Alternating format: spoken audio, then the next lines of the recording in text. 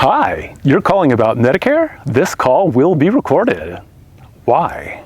Hi, I'm Kevin Knaus with InsureMeKevin.com, and for 2023 Medicare Advantage and Part D prescription drug plans, the telephone calls with agents must be recorded. This has been mandated by Medicare. But why are they mandating all the telephone calls be recorded? Well, it appears that the complaints from Medicare beneficiaries about benefits within some of those Medicare Advantage plans have shot up. Something like from 15,000 to over 30,000. But so why are there so many complaints? And is it a matter of agents, being, kind of, not very ethical? Or is it just confusion? Now, there are some agents that aren't very ethical, but most of us are. I believe there is a problem or an issue that resides with Medicare, and there are two issues. First, Medicare has allowed the plan sponsors to introduce multiple different plans with names that kind of sound the same. There may be ABC Plan 1 and ABC Plan 2, but they all have different benefits. And so that can be a little bit confusing. Then Medicare is allowing the plan sponsors to include what they call supplemental benefits, things that are not covered by original Medicare, such as, vision or dental or transportation to the doctor. Now, these are all nice benefits that really do help out. The problem is, oftentimes they aren't consistent across the different plans, and so one plan will have something and the other plan won't have it. So let's take an example.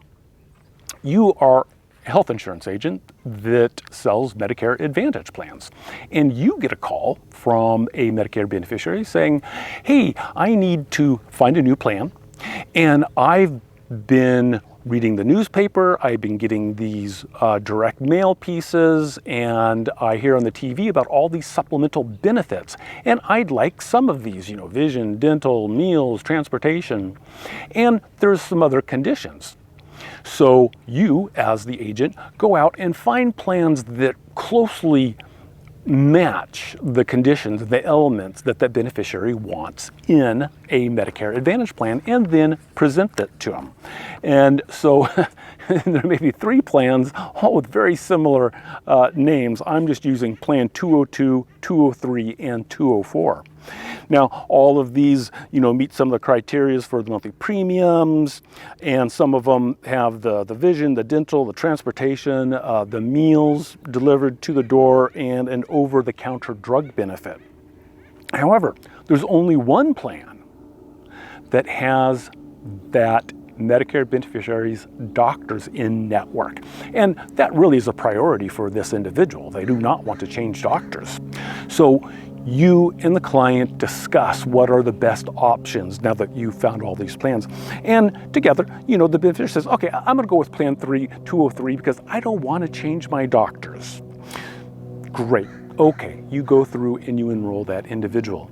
Now, several months later, the beneficiary calls you and says, I tried to use my vision benefits, but they said it's not included in my plan.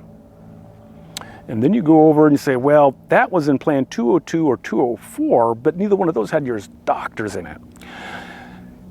Now, it's confusing. Health plans are complicated, and these supplemental benefits, because they aren't consistent across the board, make it even more confusing and complicated. I work with many different types of insurance, Covered California, Medi-Cal, small groups, and believe me, getting confused over a plan and the benefits has nothing to do with your age, because even I get confused going through all these different plans, and they change from year to year, and so having the call recorded, I don't know if that is going to reduce any of the complaints. Perhaps Medicare is going to find out what's going on with the complaints and why people suddenly realized that a benefit they thought they had or they told they were going to get isn't there. But Medicare education and enrollment is not linear. Someone just doesn't call you and you spend 15 minutes going over original Medicare, pick a plan, and you enroll them. At least for me, the process is usually 4 or 5 different phone calls, plus several different emails, because my goal is to make sure the Medicare beneficiary understands what Medicare is and the different options. And when I go back and I look at the time I spend conversing with some of my clients, we're talking 2 or 3 hours just to make a Medicare decision.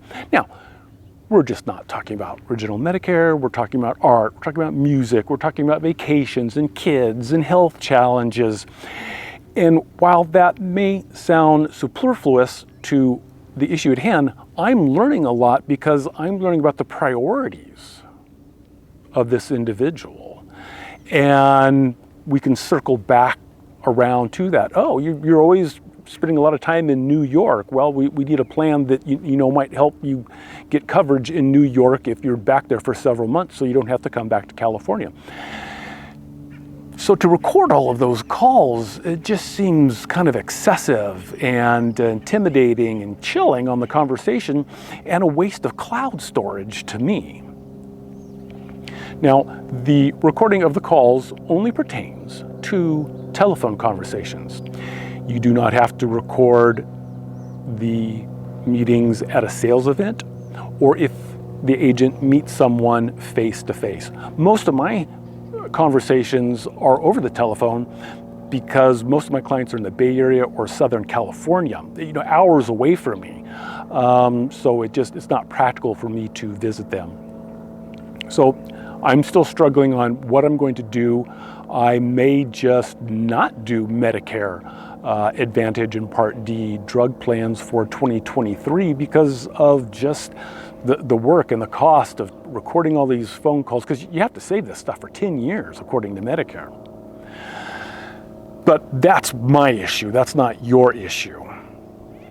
But now you are aware that if you call an insurance agent or anyone virtually for help with a 2023 Medicare Advantage plan, one of the first things you will hear is, "Hi, this call is being recorded. Are you okay with that?"